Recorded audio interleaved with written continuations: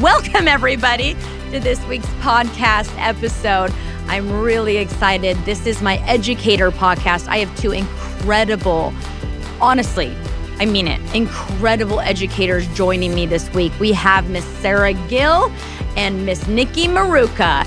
And Miss Maruca is Jude's second grade teacher in private, and Miss Gillssss, as she teaches us to call her, Miss Gillssss is a sixth grade teacher in the Dallas ISD public school system.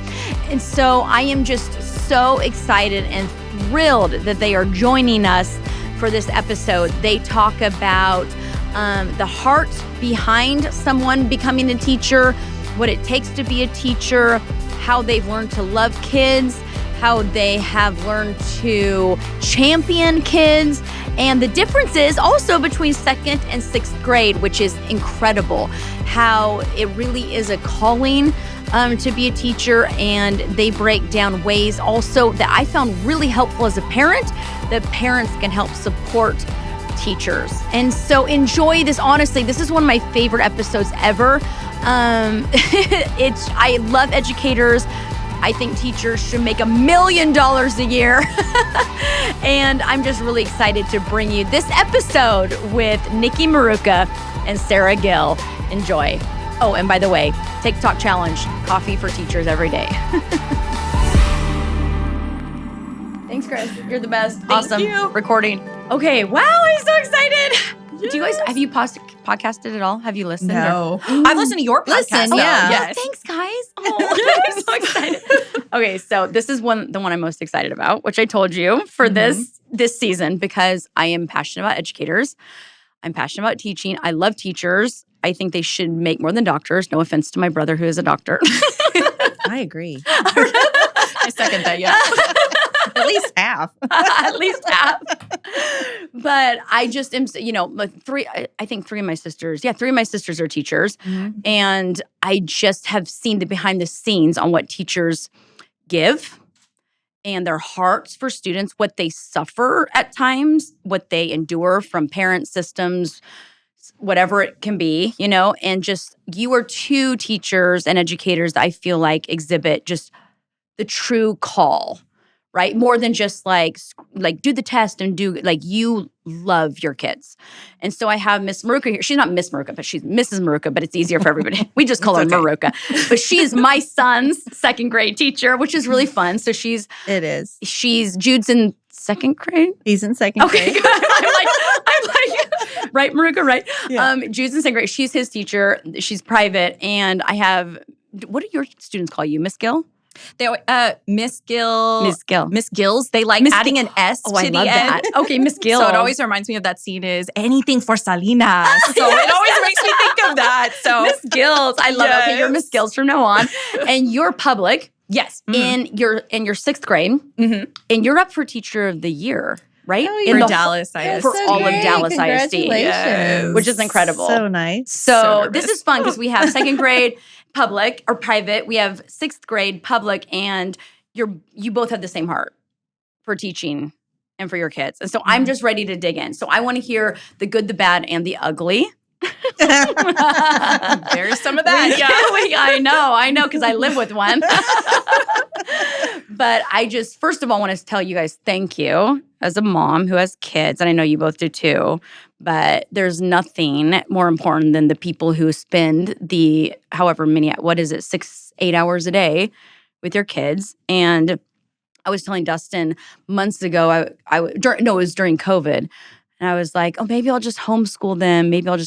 And he's like, well, you'd actually have to teach them right. And I was like, oh, no, that's not a possibility.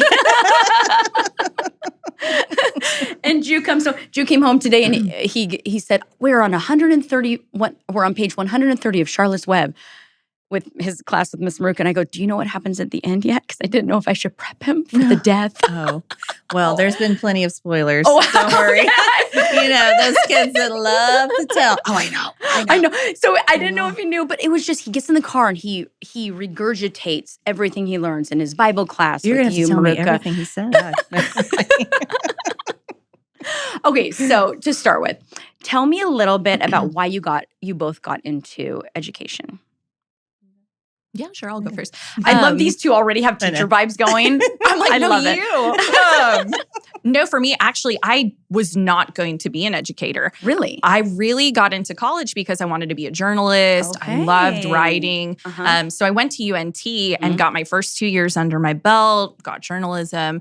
And so I was very close to actually being able to graduate. But my heart just really started shifting. All the jobs I had had previous to that had been centered around kids. Like I'd worked in daycares, I was a babysitter, I did an after-school care program, and I loved it. I got so much fulfillment from it.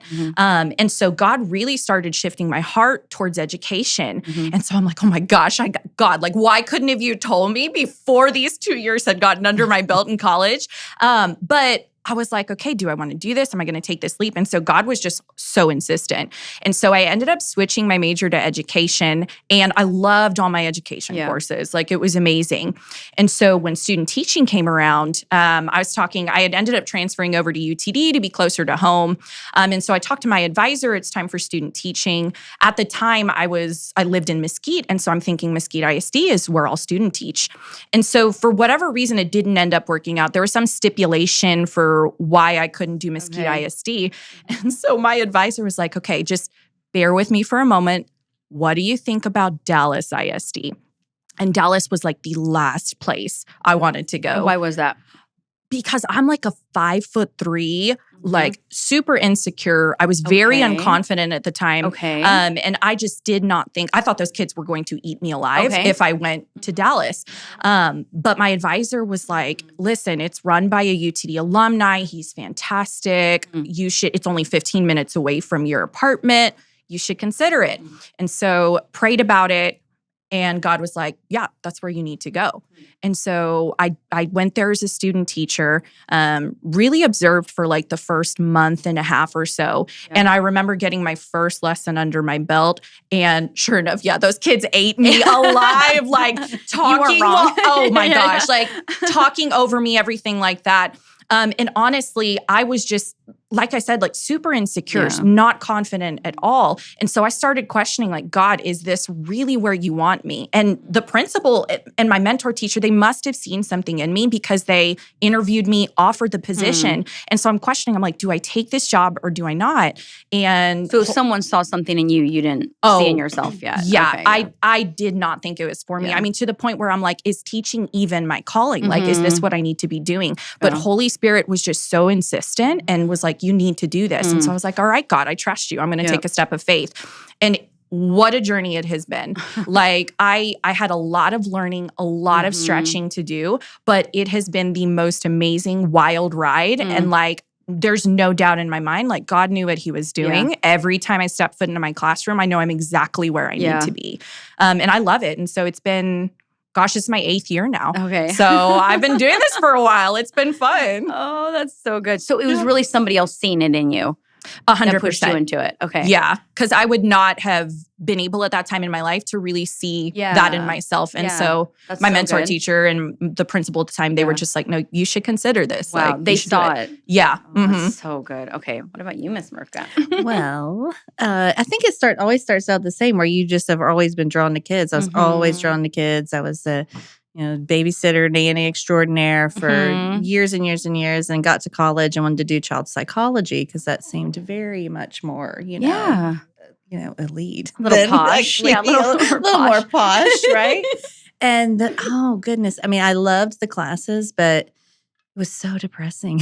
And I was like, oh. Just the classes alone just the were classes depressing. And the subject matter and the things you would see and how you could treat it. And, that just, only got in maybe a year or so. Yeah. And I was like, oh, I don't think I can do this. Like, I think I'd rather catch them on the other end and try to make the difference before in some way. Yes. And unfortunately I wasn't in like the, part of my stage of my life where I was praying about this and had this, God telling me. I just thought, okay, I'm going to try education. I've always done great with kids. And, so I started I had to graduate late. I thought I was more scared of my parents getting on to me for being, like, wait, where, But so I just started elementary ed, and it was a breeze. I mean, really? Wow. And I went to Florida State. That's where we're from.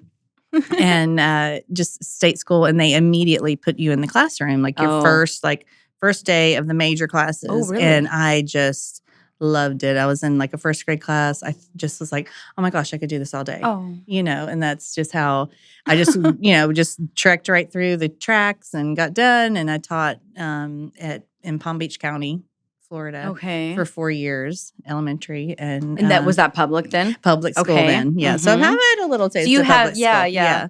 And I loved it. It was before I had kids. So, you have that, just pour yourself into it. And those are your kids. They were. Yeah. And I was young and knew much less about kids than I do know now. Yeah. But I just, it came so easy to me. I was like, okay, this is, you just feel everything was rewarding. You just feel like it's just totally fulfilling to be there and, watch them learn and figure out ways like this one's not getting it. How can I, that's so you intriguing thrived to on me. that. Yeah. Yes. Instead of being discouraged, like they're not getting it, you're going to find out why they're not. We're going to figure out a way. Yeah. So that's how I got into it. That's so good. So then what brought you from public to private? Well, my husband and I had always planned for me to stay home when we had our children. So when you have 2 girls, right? I have 3 girls. You have 3. Okay. 3 girls, yes. And when I had my first daughter, I taught up to Friday, had her on Sunday, and I never went back. Okay. That was one of those. A trooper. Yeah. I was young back then. I was 25, Things were a lot faster moving. Oh, yeah. 25. That's a lot easier. Oh, to be 25. Yeah, right? That's amazing. And so I've stayed, she is now 22, almost 23. So I stayed home with her.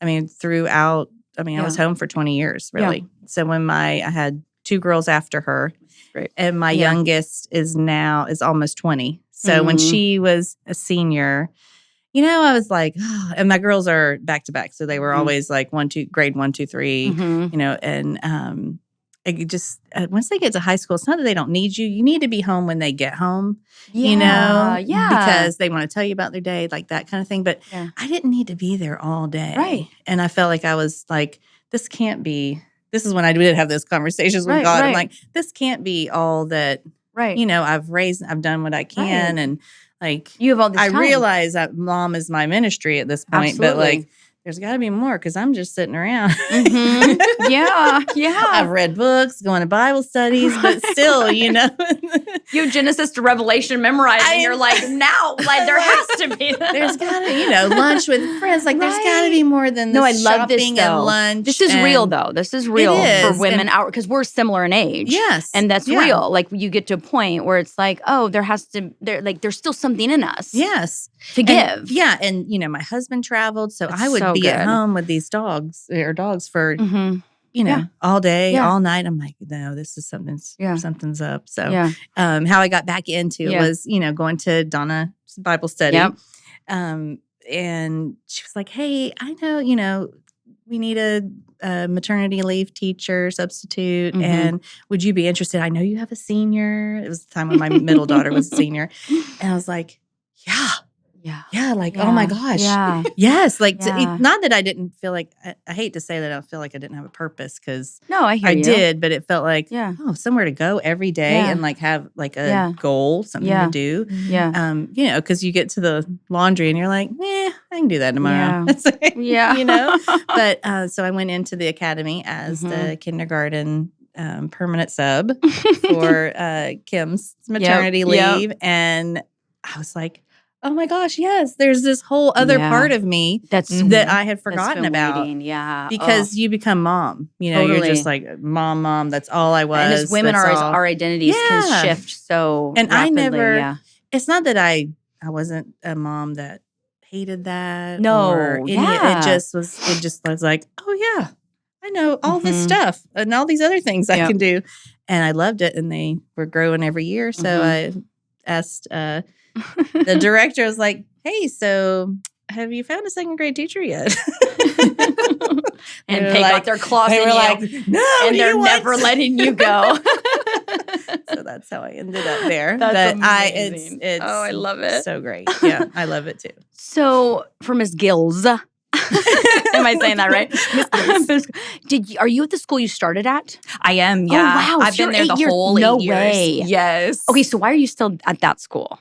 Well, so my school is in… Like, what's your heart for that school? Like, because that seems rare. 8 years. I feel like teacher turnover is pretty… Oh, especially right now, it's very in the high. last 3 years. It has to be. So, yeah.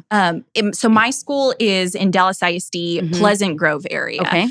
Which, if you're from like the DFW area, you know, Pleasant Grove can be very rough. Yep. But I just fell in love with these kids. They are some of the most resilient, authentic, brave people like you will ever meet. And are they rough around the edges? Can they act out? Can they react versus just think and respond? Yes. However, they are just like, when you get to know them, I mean, their hearts are gold. And so for me, it's just staying with those kids and just, there's so much need in Pleasant Grove as well. And I think a lot of times, because I mean, this is what I did. I originally was like, I don't want to go to Dallas. And I think people like instantly shy up and want to turn a blind eye and look the other way. But for me, I want to be there. Like, I want to be one of the ones in the trenches fighting, like working with these kids. And so really it's the kids that have kept me there. Yeah. Was there a moment or a certain kid? Yes. It was my second year teaching, and there was this one boy, and he would fall asleep in my class every single day without fail. And so me being a second year teacher, I was taking it personally. I was like, my lessons are fun. Like, why are you falling asleep? And so there was one. And so I would tell him like repeatedly, I'm like, you know, so-and-so, wake up, so-and-so, wake up. And so there was one day where I was just so frustrated. And so I told him, I was like, let's step out of class. I'm going to call your parents right now. And so I was like, I went out there with the intention of, you're going to get in trouble. Like, you know, you're not going to do this anymore. And so before I started dialing the number, I stopped and I asked him, and I said, why are you falling asleep in my class? And he instantly starts breaking down crying. And he says how his dad just had open heart surgery. And he's like, Miss, I cannot fall asleep at night without the fear of me losing my dad. And he just said like he has night terrors and he just could not fall asleep. And so when he goes to school the next day, he's exhausted. And that was the moment I realized like this kid in front of me, he's a human being. Yeah. He's not a problem that needs to be solved. He's not a grade that needs to be earned. He's a kid with real battles, real feelings and emotions. And I need to meet him where he's at. Like he's facing something like that's really like personal and deep for him. And I can't expect him to be on doing the same things that maybe another kid who's doing pretty well in life is going to do. And so for me, that's just the moment where I'm like, empathy and compassion is what I need to lead with more than anything. And so for me, like there's so many moments like that. And I think that comes with teaching in Pleasant Grove, but there's so much baggage and weight and burdens that my kids carry. And so, I mean, I could probably name like a million incidents where things like that have happened. But they leave a mark on you. And they every kid I've ever encountered has changed me in some way. They will always be written on my heart. And so for me, that was like the beginning moment. My favorite part is seeing them as people. Yeah. You know, like little people. I love this. That is my favorite part is seeing, especially the grade I'm in right there, just starting to become people. We're totally like they're on the verge of being people. You can see it. Like you can see it. And I'm like, you know, I think good and bad. 100%. Even their vocabulary, though. Like Jude said the other day, like, let me predict this. And I go, it's rubbing. He learned predict, right? Yeah, I'm guessing that came from this word. Yeah, the vocabulary. He goes, let me predict what you're going to say. It's like, oh my gosh, you're a little person. You're a real person. But I think even last year was really only my second year back. I started, of course, 2020, and then we went out and never went back. Well, you started on a great year. Right? Wow. Way to start. Yeah, that was my first year. That's so brutal. But last year, so we had 2020, I had 6 girls, and most of them were our staff kids. So it's kind of like the dream class was my very first intro was the COVID year. And so then because of all of the, you know, mask, no mask, what families believe and this and that and how schools were going to go. We got this major influx in the academy of kids. So we went, tripled in size in the summer or in that spring. So every class was full, bulging at the seams. And so for me, this is the part of the private school that I love. We had, say, I think maybe 2 kids that were familiar with the church and were a part of, their families, were there, and that's why they're at the academy. But the others of my class, the other 8, not unchurched, I had a girl ask me, "Who is Jesus?" And we were doing our Bible lesson that we do every day. So that class last year, and it was a lot of girls. So it was like 9 girls and 1 boy. But all of those girls, they just soaked up the word. Like we read, I was like, oh my goodness, like just to see like where they are, not a social economic, problem, but like just where they're faith is and what backgrounds they have, and seeing that. Even in a private school, you got them. Even in private, you got every kind of background. Yeah. Exactly. And so, you want to be right there where they are. And you're like, okay, let me help you go. This is the way we go. And some were kind of nasty. Like I had a couple of not so nice ones in there. And, to see that turn around or to see that, change with the influence of the school and what we're allowed to do there and what, like what I'm allowed to say and do like that. It just really, this is where I was supposed to be. Yeah. Yeah. And so how do you, in a public, because Miss Maruca has allowances in private, like you do, you do the Bible. Every kid has a Bible. Jude is, I don't know what book he's in right now of the Bible, but but you have those allowances. So Miss Gillssss, how do you like incorporate your faith in a public sphere? So for me, I always think of that verse, and it's like, and by this they will know we are his disciples with the way we love. I love that. And that's just what I have to do. Like I may not be able to preach the gospel in a public school, but I can demonstrate the love of Christ through how well I love my kids in every word I speak to them, in every action I give. And the thing is too, a lot of them come from backgrounds where they don't know that kind of love. They don't know that kind of encouragement. Right. And so for them, that can be transformative for them. Absolutely. And so what I try and do and little things like I can pray for my kids, while they're testing, I can play a instrumental worship, album. And just doing things like that where I'm like, I'm going to make this a place where the presence of God dwells. Love that. I'm going to make it a safe place, a welcoming place, a place where they know Mrs. Gill has my back, and I know 100% Mrs. Gill loves me. Yep. And I got coworkers who are the same way. We're women of faith, and we're like, we're going to, make it a point to love our kids well. This is a safe room to walk into. But when you're coming across like students that are like kind of like you were talking about, Ms. Gillssss, like how do you take a break from a class of a bunch of kids? And when do you know, how do I focus in on this one that might need attention? And how do you differentiate between that and, okay, this kid is out of control and needs a call to his parents or her parents? That was sexist of me to make him a boy. You know what I mean? Like, how do you spot someone who's tender and just acting out versus like, this is the future, like Jeffrey Dahmer? The extreme.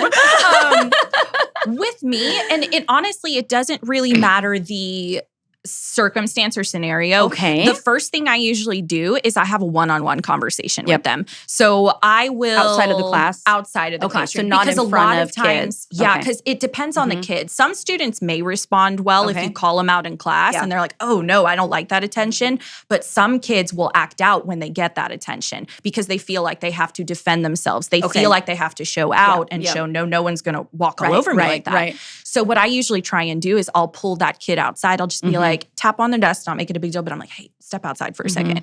And so I'll have the class do independent work, and I'm in the doorway so I can still see them and everything. But I'll ask the kid like, hey, tell me why, like what's going on? And honestly, 99% of the time, the kids will respond back and just say, hey, I'm dealing with this, or I didn't want to do this. This made me feel this way. And then just they'll honestly, verbalize it to you pretty in they'll sixth grade. verbalize it. Yeah. Wow.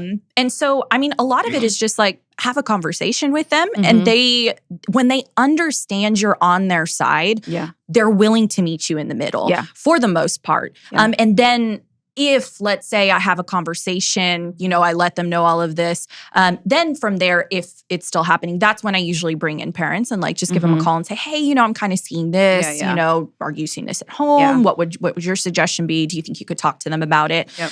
That's usually my next step. But for the most part, just honestly, like I really don't make a lot of phone calls home because just talking to them one-on-one, it almost goes back to what you're saying. Like they're people, they're humans, they're little people like forming their own like identity and figuring out who they are. And so a lot of times just giving them grace and talking through it with them is really like, it's really good. This could be a parenting podcast.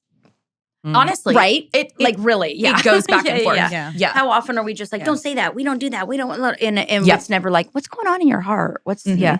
So that's sixth grade. Second grade is probably how does that? the opposite. Okay. So, this is interesting. They don't know how. They don't know why they're acting out. They don't know what's upsetting them. They don't, or they don't even realize they're upset about something in the back. They're just want to do this right now. Yep. And so the one-on-one, I do, we'll pull them out in the hall just and be like, usually it's not more of the nice conversation. It's more of the other. Because I feel like for me, I go that route just to say, we're not going to do this. We're not going to do that. You know the rules of our class. And, steps to, I probably talk to parents earlier and then see how that, if they change, then I'm like, okay, then it's an acting out. If the parents then it's are just helping. a behavior issue. But if nothing changes, then I'm like, okay, there's more here. Either they're allowed to behave this way at home and it doesn't matter if I tell the parents, or there is something that they're acting out, that they're feeling and acting out in a response to. So, and really I feel like a detective, and it really takes sometimes up till, with some kids in my class, up to now to where I'm like, oh, I see what's going to work for them. Like you just keep trying different things. And so it's kind of nice how next year will go. But yeah. Once you do all the detective work and then by like month 8, it's like, and then now I know what, it really is, especially at this age, and especially if it's a boy, because boys are even more, they don't know why they're acting this way. Right. I feel like a detective trying to crack the case and crack the code on the. I know that's what Taylor said. My sister is the first grade teacher. She was like, "It's so hard because you get them reading, and then Oh, hi guys! Do you want to come say hi to Miss Maruca? Hello. Can you close the door, Angel? Thank you. My kids are here. They can't not say hi to their teacher. So teacher. Well, it's that whole seeing a teacher outside of the school thing. So jarring. That's happened before to me. A kid literally. So I was at the mall and a kid. I come back on Monday the next week or whatever, and the kid's like, "Hey, were you in this store at this mall at this time?" And I said, "Yeah, I was. Like, how did you know that?" And he's like, "I was shopping with my sister and I saw you there." And I was like, "You should have come up and said hi." They were like, "No, that's really weird. Like, it's weird, miss." And I was like, "Oh my gosh, I would have loved to have just like given you a hug or something." He's like, "That's even less incentive for me to go." I was like, "Whatever. Oh my gosh, you're too like cool for me." unicorns outside of the classroom. You're unicorns. Like, do not approach. They don't exist. They don't have their own kids. They don't have their own lives. They exist to just love me and those 8 hours a day. Yes. Oh my gosh. Okay, so let me ask you about this because I think you both really exhibit like what you said, Ms. Gills, about making the class a safe place. Like, I know, Maruca, you're famous for making it a fun place. All the, yes. Oh, yeah. Oh, yeah, totally. Here, you can have it if you want. Actually, I'll just turn my, Jude wants my hotspot. Hi. He's just looking at Miss Maruca as he leaves. Like, what's my teacher doing in here? I know. This is so weird. But making the classroom a safe place, because I think that's where because I'm related to so many educators, and it's like I hear them talk about good teachers and teachers that are just there to like finish the day. And, I'm sure you both have experienced both of those. So like what makes y'all like, and what informs your classrooms being so safe and so fun? How do you do that practically? I think for me, and I would say like for any educator, I think you have to have a passion for what you teach. And I think you have to have love for who you teach. Yep. Great. I think when you have passion for what you teach, it really does become an environment that's like, when you are excited about it, kids are going to want to like catch on to that. It's very infectious. I had a girl who wrote me a note at the beginning of the year and she's like, I love reading because you're so hype about it, miss. Like you're always bouncing off the walls. And I was like, I am. That's your paycheck right there. I know. I'm like, yes. Yep. So I think you have to have passion for what you teach. But I also think you have to have love for who you teach. If you're just in it for a paycheck, which if you're a teacher, I know you're not in it for the paycheck. No, ma'am. Or just looking to have a job, like you're gonna, off. or summer's off. Wrong motive. Yep. You're gonna leave the profession at some point if that's the case. And honestly, kids can see through that. They know which teachers care and are not faking it. And the ones who like are like, oh my gosh, like I love you and I will do anything for you.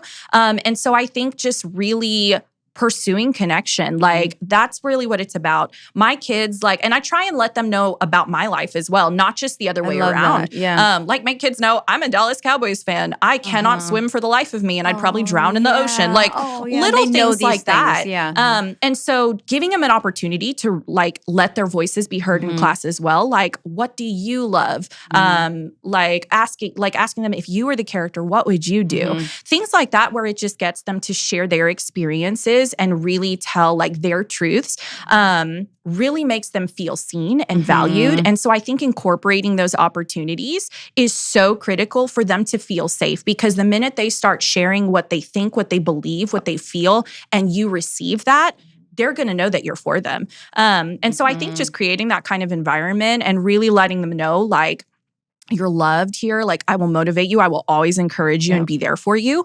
Really helps. And my whole thing is I've learned along the way on my journey that do I want my kids to pass and do well in reading and like their scores? Absolutely. But if they don't end the year feeling more believed in, more encouraged and loved than when they've started, then I've missed the mark as an educator. Like that's really what it's about at the end of the day. I agree. I think for me, it is connection, like immediately, like and it's hard to do with little ones because they're all, Miss Maruca was really like 5 at the desk today. I'm like, okay, everybody go sit down. But I find ways, like practically what I do with them is on Fridays, we have Dear Miss Maruca letters. And it's in a notebook. Love this. It's my favorite thing of the whole week. And it's in a composition notebook. And I started it where I wrote them each a letter. And then what do we do with this? The first day, I'm like, you have to write me back. And so it's so precious. I read them to my family at home. I'm like, I'll send a picture. I'm like, oh my gosh, I'm crying reading this one. And they'll draw me a picture or whatever. But like, I can ask them like, what we do highs and lows. Like, what was your high for the week? So what was you your say this favorite? in the letter. Yeah, it's very personal, like to that kid. So like, hope you win your soccer games and how did it go? And, tell me about this. And you're getting reading and writing in at the same time. Right? So it gives me a little bit of a this is amazing. Back and forth. Back and forth personally. Well, they'll feel like, I'm talking just to them. And they love it too. They'll ask me all day Friday, when are we doing our letters? When are we doing our letters? I'm like, it's not time yet. We'll get, I love that. That's one thing that has. I want to steal that idea. Yeah, I mean, it's really, you do right. You write reading and writing. I do, and I love that idea. Oh my gosh, it's so great, and they'll look back. So I'll actually send them home on the last day of school, and you can read. It's not only you get to see the. I will stop. I will. Be yes, stopping. you will, because the things that they write and tell me, and you'll see them grow in their writing, or they grow in like opening up to you about, I mean, it's not serious stuff because they're of 7, course not. but Right, it's just right. like, oh, I did win my soccer games, and what is Things your that are favorite important to color? them. And they start asking me questions. To them, that's which- like a deep relationship. Oh, What yes. is your? No, I know Miss Maruca's favorite color. Yes, please tell me your favorite color, and they'll tell you. I can't decide, so I give them like I really can never decide. I like these 3 colors, but for me it's the love. Yes. I love loving them, and I want them to feel loved because, like you said, it doesn't matter that what they take out of here as far as academically. If they don't feel loved, then I haven't done my job. Oh, and that's back to parenting. Yeah. Right. It's so good. Like, what does it matter what our kids accomplish? Yeah. If they're not loved and feel safe, Right. and known, and that they know us. Yeah. Like I feel even challenged, like hearing it, because I'm like, oh yeah, like I should share more of my life with them. I should share more. Like I should do a little more back and what'd you call it? Back and forth. The back and forth. Yeah. I should do a little more back and forth. Like because it's always like, what'd you learn in school today? What about this? Yeah. What happened? Who, did anybody do anything naughty? Because I love all the gossip. I love the school gossip. That's great, though. I love the tea, but they're so loyal. They're such loyal friends. They never give me anything. Yeah. I used to do that with my girls, though. You're home when they get home, and especially middle school, high school. It was always like, because that's how they want to connect, right? That's how that's how they're telling you about their world. Right. Plus, you're kind of using it. You're asking questions, but me, I'm getting or how I used it was I'm getting the read on like, okay, who is doing what? Absolutely. And who's going to be able to come over this weekend? And who's never coming over? And, so it seems like it's nothing, but you will get to get in their world, and so. It was my girls would sit on the counters, and they, kids are starving after school, right? So they pop up on the counter, and I'd have snacks and stuff, and they would be eating, and then they would just at first it's kind of like, oh, it's fine, and then they just start, like you said, Jude in the car, they just like and start telling you every. He told me his thing. caterpillar is doing amazing, and he has 2 of them, and I was like, every piece of information I'm just soaking up. I'm like, you do, he you has love 2 caterpillars. Yeah, they Jude also had a dentist appointment today. Yes, same time. Crazy. Every piece of information you're just like soaking up. But okay, so Sarah, you have 2 kids, right? I do. Okay, so how does teaching inform your parenting? I mean, just almost the same thing. Honestly, there's so many things from parenting I've taken into education, and so many things from education I've taken into parenting. So good. I'm just kind of like what you were saying. Like, I shouldn't really like just automatically like, Evan, who's my son, I'm like, Evan, no, don't empty your shoes full of wood chips out onto the, like, I need to talk to him just as If it was your 6th grader, you'd be like, why were you emptying your wood chips onto the, literally. This is so great. And even the other way around, like when I talk to my students, I have to remember, like, how would I want a teacher to talk to my son and talk to my daughter? Like, I need to be that person for them. Yep. So really, like, they just go hand in hand. And it's been a fun ride being able to do that, because I remember, like, I was like, I always want to be a mom, but I was like, I want to teach at the same time. And I always felt like the struggle, like, why can't, but then finally I was like, well, why can't I be both? I can be both. They can coexist, and they really do coexist well. Yeah. So it's been good. It's been really like I said, it stretches you as a parent, and it stretches you as an educator. I'm sure. Oh, okay. So this will be hard for y'all, because I know it's your call, but I really want to hear, like, because I really want a portion of this podcast to be towards parents who have kids in school. And I have seen teachers loved and honored by parents, and I've seen teachers used and abused by parents. And so I really want parents to get a glimpse, if they haven't already, of what teachers go through to have their students and to have their kids for those many hours per day. And so can you give me just some backstage glimpses into what you do when you don't have the kids? How many? I'm not going to ask you to tally up the hours or the money. There it is. Yeah, I know. So I won't ask for numbers, but can you just help every parent who doesn't have educators in their family, or who aren't married to one, understand, like, what teachers give? I think a lot of times I think they think like from 8:30 to 4 o'clock, like you're a teacher, but it goes beyond that a lot of times. Absolutely. And more than that, we think about your kids even when I am with my own kids at home. You know, and we genuinely do love and care about them and we want the best. And so I would honestly just like, it's been very interesting. I don't know if you would agree, but it's been interesting seeing from 2020 to 2022 when teachers were heroes at first. And then it's lots of backlash against teachers when we're like, we're still doing what we've always done. Like whether it's virtual or in person, we're still trying to love the kids as best as we can, teach them as much as we can. So I would at least like encourage parents, find ways to communicate with your child's teacher and support them. Great. I think a lot of times we do a lot of it on our own, but find ways where you can like show your appreciation. You know, whether that's just an email saying, hey, my son, my daughter said this, you're doing a great job. I never saw this progress before, but I see it with him now. Great. Or even like, hey, do you need some pencils? Like, I'm just going to buy like a pack of 25 pencils, send it with my kid. That's a real need. It really okay, is. this is important, everyone. Like the this things is really we helpful. go through, like in our own class, is insane. We go through notebooks, we go through pencils, we go through expo markers, and a lot of times it comes out of our own money. And even to find ways to incentivize and motivate students. Like right now, we're in STAR season, so I have bought like Takis for my kids and all the candy you can think of.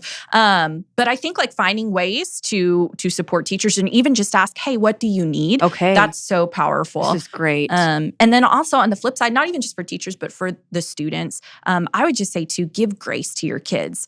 I did a writing prompt at the beginning of this year and it was like, if you could tell your parent one thing, what would you say? And one of the girls, you know, of course you have the ones who are like, it's not a phase, mom, you know, things like that. But one girl, etc. I was like, this sounds like me in high school. This sounds familiar. But there was one girl who was writing, like they were writing to their mom and they were like, Mom, I want you to know I really do try and make you proud, but certain subjects are a struggle for me. I can't make the 90s and the 80s that you want. And I'm trying my best, but I just don't get it. And so I think a lot of times, like, and I tell my kids this too, it's about progress, not perfection. Absolutely. You know, we're all going to struggle. We have our own Achilles heel and things we have strengths and weaknesses in. But just meet your kids where you're at and find ways where you can contribute and help them out. You know, ask them the questions or like, hey, let me sit and help you with your math homework, things like that. But I think like holding certain kids to a super, super, super high standard is unattainable sometimes. And so just giving them grace in the process. That's really, really good. I mean, I think like where I am, that's exactly a lot of to me, what I see is the holding them to a certain standard, wanting them to do this and being so parents like, being parents having such an idea of where they should be or they aren't doing this or why, you know, wanting to know why they're not doing their homework or this is but at the same time, then it's like, well, this is a lot to do at home. I'm like, well, you cannot go, you have to practice or you know, and I don't have enough hours in the day to let them practice as much as they might need to. So that's why we send home homework. Right. So I think it's support of just understanding like we have a strategy as to what we're doing. Just let us, you know, kind of let us do it. Yeah. And, I think supporting, just understand. Don't put that pressure on the kids. Yes, because I'm with you. I didn't expect this answer, so I love this. I didn't expect this. You both have felt that from parents on their kids. And so they're putting the pressure, and just like you said, the progress is where you see they're growing, and especially in the lower grades, they're going to get this stuff over and over and over, and the knowledge is going to build. And same for you, it'll build from 6th grade on. But I think they have in their mind like the kid. I mean, I even saw this with parents of my own girls.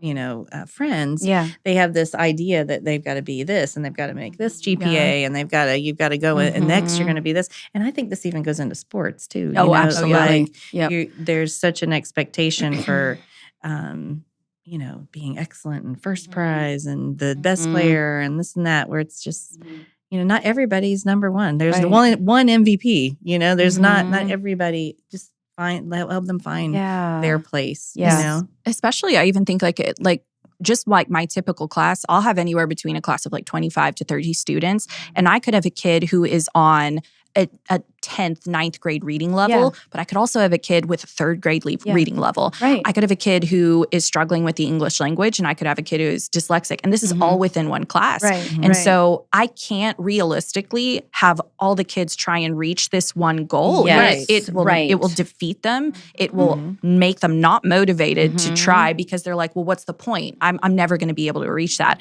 And so I think you have to really as parents, know your kid, know where they're at, and set an attainable goal for them. Yeah. Because if not, I think it's just going to make them feel less empowered to do it. They won't be able to. Mhm. And so then they'll be just like no hope for it. Yeah. Yeah. And I think probably, I don't know about how you're connected with your parents, but with the lower grades, and you talk about behavior and expectations that you have of behavior, more often than not, there are excuses made for everything. And it's By parents? so hard. Yes, by parents. Yep. It's so hard Yeah. to express kindly what, is really going on in the classroom. Yeah. And they either have any, reasons why it's not, rather than just saying, okay, we'll talk about this. Yeah. We're going to try to fix this. I really hope parents are listening right now. Oh my gosh. Like, please help your Or maybe teachers. not. No, please help it's your very hard teachers, 'cause parents. it's- It's It's very hard for, I realize I'm an adult and I, Sure. am confident, but to come to you and say, hey, this has happened like more, Right. a lot. Right. And to be kind of either dismissed or to have, okay, just let it ride. And then of course it continues. Like for me, that's really hard to, Yeah. it's like, okay. Yeah. All right. We're obviously not wanting to fix this. Right. And teachers are not raising our children, y'all. Yeah. Teachers are not supposed to raise our children. Parents, I'm talking to us. Which is tough when you have kids who are like, obviously, like they're raised well. They have parents who are there for him. Yep. Oh, yeah. But it's hard as a teacher when you have a kid who clearly doesn't come from like a strong family background and they don't have people there encouraging them and supporting them. For us, it's like, man, we feel like we're fighting a losing battle. You're kind of the only one. Yeah. Yeah. Oh, yeah. And so I think when parents really come alongside teachers and we It's work so good. together like as a team Yes. and remember what the goal is, like the goal is the success and the well-being of your child.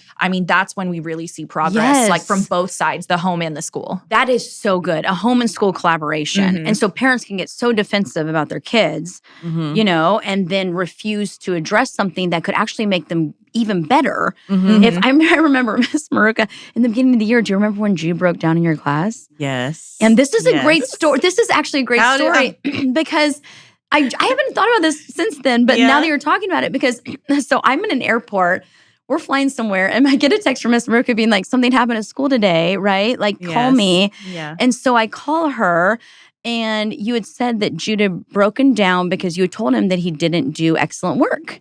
He did. His handwriting was sloppy. She knows he can do better. And like, I could tell like you were so nervous to tell me. It really was. I was, And why would you be nervous to tell a parent that? Why? Well, because you never know what you're going to There get. you have it. There you have it. There you have it, everyone. Can we please give our teachers a break, y'all? Miss Maruca, and I told Dustin, I was like, Jude did not do excellent work, and Miss Maruca called him out on it kindly, and he stayed in to do it. And Dustin goes, I love Miss Maruca. Because we want Jude to do excellent work. You weren't asking him to do something you knew he wasn't capable of. Yeah. He was being sloppy. Yes. He was distracted. And that's the collaboration. He got home. I talked to him. Dustin talked to him. We do excellent work. And even when we do our homework now, I see his handwriting like go trail off the page. I'm like, excellent work. Excellent work. Grace. Give some grace. You've given a lot of grace the last couple of months, I feel like. I know. Yeah. But back to that though, like the fact that a teacher should have to be nervous to approach a parent about something like that is not cool.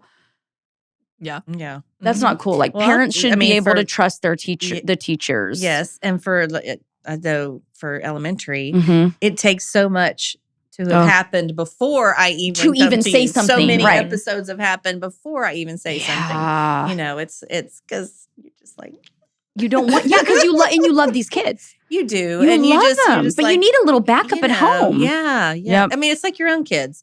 You love them, but you're like, nope.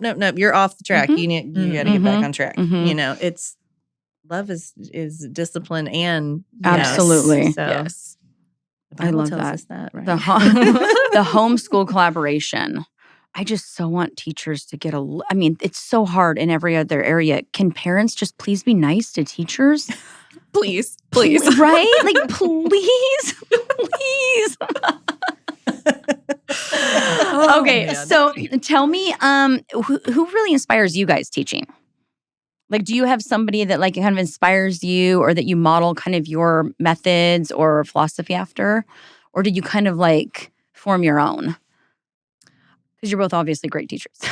I think originally it was my mentor teacher. Okay, yeah. The original one and the same idea. Yeah. She is a principal in DISD now. And I would just remember I liked my teachers growing up, but there weren't many for me that just like stood out. Yeah. You really only remember what, Yeah. I remember one. I remember like one. Me too. Like a couple. Me too. Yeah. That were great. over Yeah. the years. Yes. Wow. Who like struck a chord. And so, I mean, as a student teacher, which being like going to college for education is totally different from student teaching. Like I learned more in student teaching. Oh, yes, of course. Yeah. Like forget the philosophy. Like throw somebody in student teaching and you will learn. Yeah. And so for me, I was like, it's going to be very cut and dry. Like we do this in my in the lesson. And she was just somebody. Her name is Jasmine Jenkins. She was somebody who I had never seen someone thrive so much in a classroom as I did her. And I mean, seeing the kids respond to her, and you could see their relationship and their love for one another. It just absolutely inspired me. And so she taught me a lot and just showed me what it meant to be an educator. And then the next year when I got hired on, she actually became my instructional coach. And so she was the one who kind of would go in and kind of coach me and my teaching and everything. And she really helped shape me. And then I have another coworker, and she's been like my day one, which I feel like as teachers, you have like your work bestie, your teacher bestie. That's Maruca and Taylor. and her name is Christy Lewis. And I she love just that so much. is my work bestie. And she is like the other half of me in education. And so like together, we bounce ideas off each other. We get one another. We know exactly where we're going. Like if we're planning a unit or a lesson or anything like that. And so she's just another one who really just linked arms with me and showed me what it meant to be an educator as well. So for those two women, I just admire and love them with everything I am. Teachers need a village too. Yes. Oh, yes. You have to.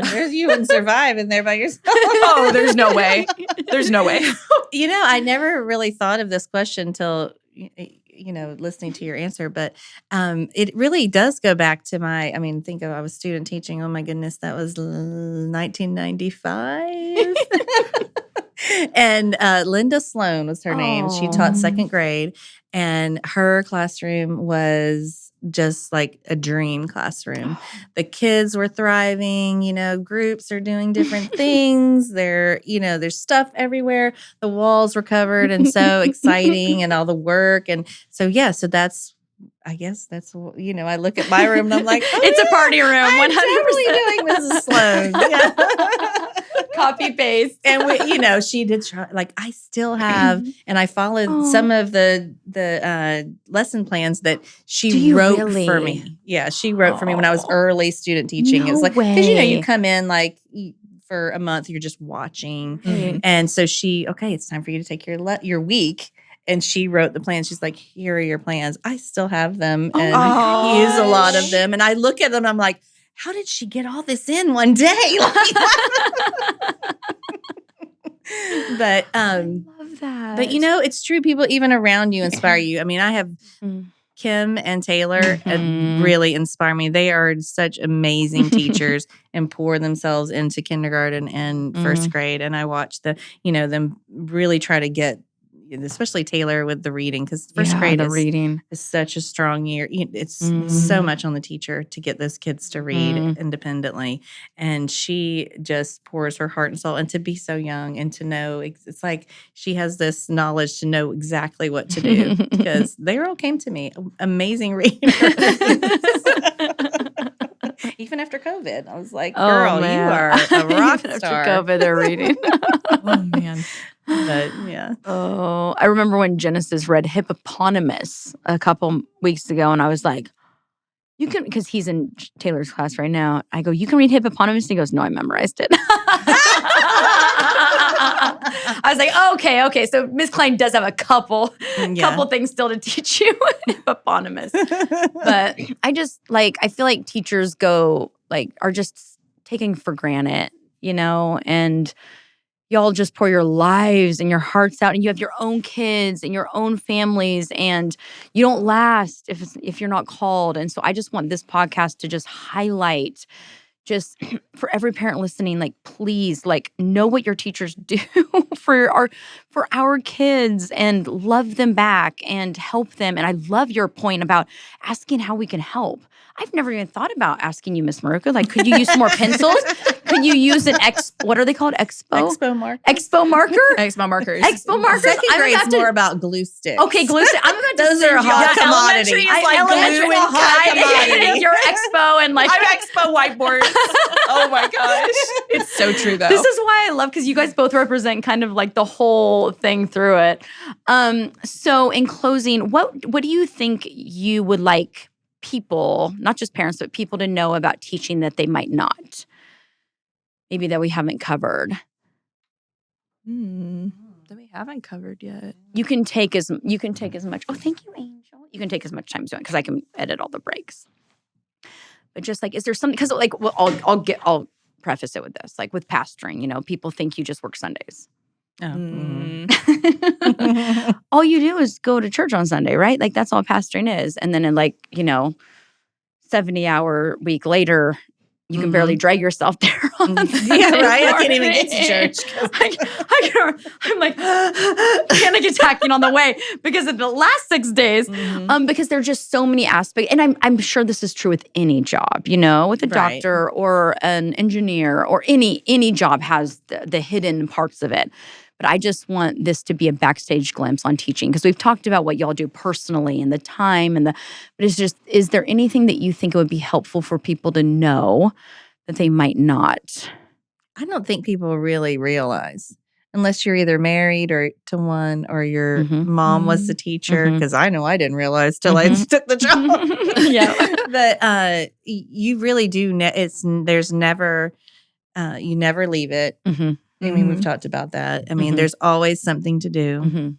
I think besides something we've already talked about, I think just especially being in an urban district, an inner city school district, there is so much need, both for the teachers and for the students. Like I'll have kids which that teaching in Dallas ISD has really opened up my eyes to that, because I grew up in Garland, and I mean, we weren't necessarily like super affluent, but I mean, we were well suburby, off. Right. It's more suburban, and really teaching in Pleasant Grove. It's normal for my kids to have a drive-by shooting by gangs at 2 a.m. in the morning. It's normal for some of my kids to be living out of the back of a car because of homelessness. And I think that's a lot of, like, people don't know that that's actually a reality. And unfortunately, too, especially with COVID that's happened, it's been getting progressively worse. Sure. And I'll have kids who come in with, like, they don't have a belt. They don't have somebody to pick them up until like 7 o'clock, 8 o'clock at night, because their parents are working double jobs and everything. So I would just say, like, get involved with your local school board. And even if it's not a city you are in, like, go see how you can contribute to a local school. If you are a business, or if you are like own a food like restaurant or something, see how you can bless the students there. See how you can bless the teachers there. Especially because, like, for for being in Dallas ISD, sometimes we don't have the money or the resources that you would find in maybe other districts. But just really reaching out and extending grace, extending like, how can I help?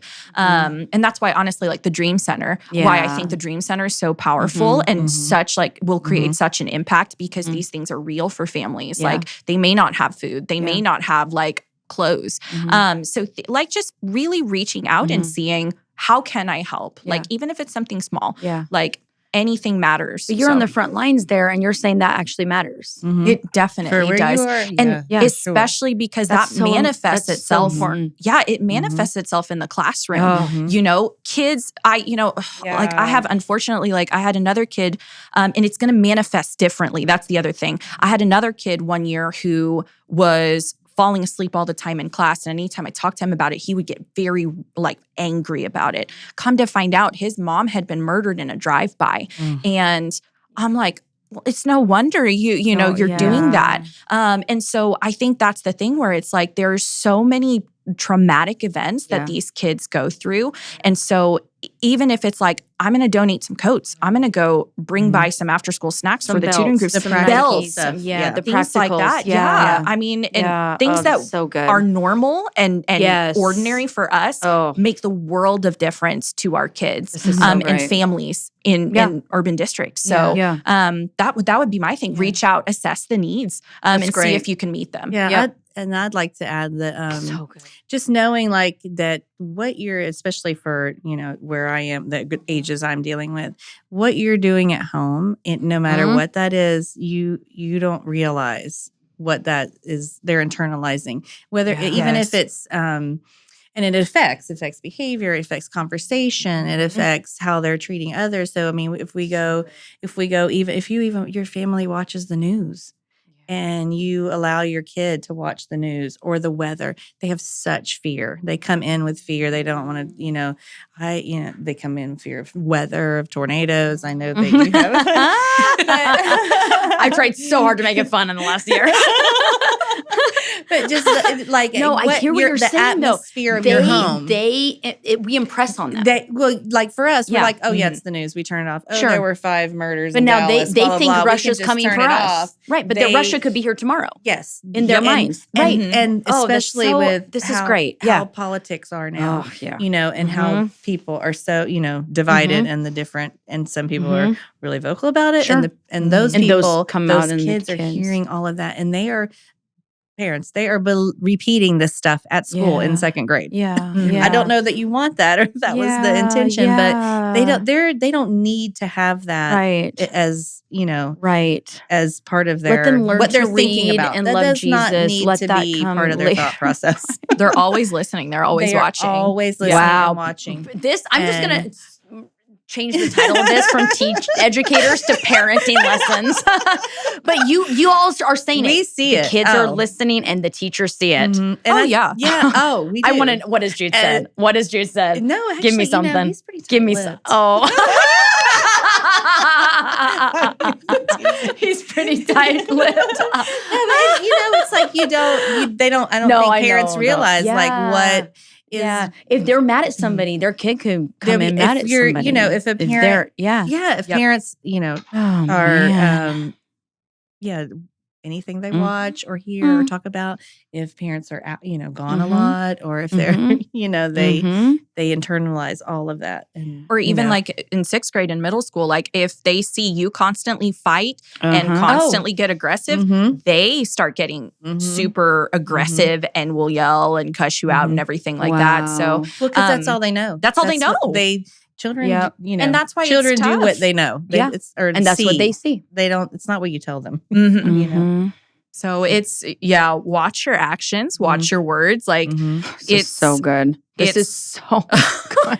It's so imperative and it's shaping who they become. Right. Yes. Hi, Jude's popping in. Oh, for my phone. Okay. That's so good though, like what they see at home. Like, and as parents, we can just think like, oh, don't tell your class about this, or don't say this, or we don't say bad words at school. Well, they're in 2nd grade. They're gonna don't say bad words at freaking home, parents. Exactly.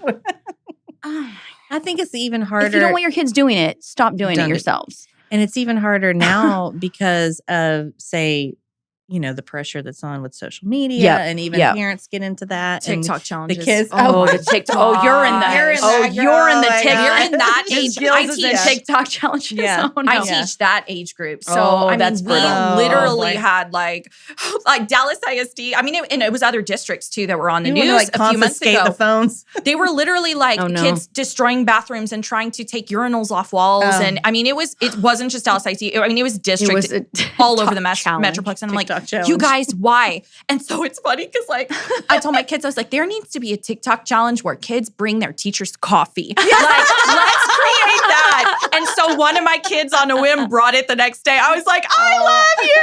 Like, it's amazing. But they're very impressionable too with social media. Yes. Like, I mean, social media to them is like the end all be all. Okay, yeah. And they will do that. So that's another thing too. So another thing to watch is what are they watching and taking in? Be aware of what they're seeing and watching and hearing, and I mean even songs on the radio. Mm-hmm. Yes, especially for my grade level. It's like, no, we're not saying that's not a second grade song. Nope, that's not a second grade song. That's not a second grade. That's a sixth grade song. Go to Miss Gill's class. Go gosh, that one. Take that to Miss Gill's. I was like, please don't take it to me either. That's so good though. Like everything that we as parents let our kids absorb, teachers have to deal with it. And you see it. And whether it's what's happening in the home or whether it's what they're seeing on TikTok, and then we get mad at teachers because our kids aren't doing. I cannot. I'm so over it. Can you tell I'm an advocate? Yeah. Okay, last question. So for your kids leaving your class, we'll just talk this year. What would you want them in 10 years to remember about you? That I loved them every step of the way. That Amazing. I love that. I hold them to, expectations. Mm-hmm. Obviously each of the kids have different goals, but that at the end of the day, it was because I cared. It was because I loved them, and that I will always be your number one supporter, your cheerleader. And I tell my kids this, I'm like, listen, if you write a book someday, you have amazing writing abilities, I was like, contact me somehow and I will be the first one to buy your book. And of course I have some kids who are like, I'm gonna be in the NFL, miss, everything like that.